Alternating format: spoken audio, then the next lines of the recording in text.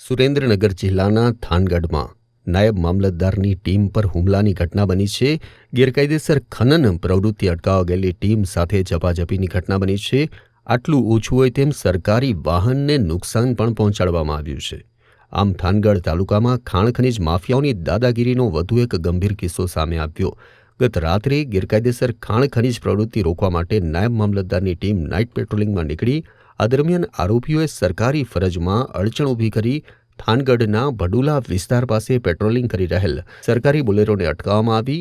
ફરિયાદ મુજબ આરોપી ભરત અલગોતર દ્વારા સરકારી વાહનના ડ્રાઈવર જયેશભાઈને ગાળો આપી તેની સાથે ઝપાઝપી કરવામાં આવી અને 2-3 લાફા પણ મારી દેવામાં આવ્યા. એટલું જ નહીં, રૂપાવટી રોડ નજીકથી ફરીથી ભરત અલગોતર, જયપાલ અલગોતર અને રવિ પરમાર સહિત 3 જેટલા શખ્સોએ વાહનોને રોકી ધમકી આપી અને લાકડાના ધોકા વડે બોલેરો ગાડીની નંબર પ્લેટ તોડી નાખવામાં આવી. આ ગંભીર ઘટના બાદ નાયબ મામલતદાર તરુણ દવેએ થાનગઢ પોલીસ સ્ટેશનમાં 3 નામચીન શખ્સો અને અન્ય 3 અજાણ્યા શખ્સો સામે કાયદેસરની ફરિયાદ નોંધાવી છે. આમ સરકારી કર્મચારીઓ પર થયેલા હુમલાના પગલે હવે સરકારી અધિકારીઓની સુરક્ષા અને ખાણ ખનીજ માફિયાઓ સામે કડકમાં કડક કાર્યવાહીની માંગ ઉઠી છે.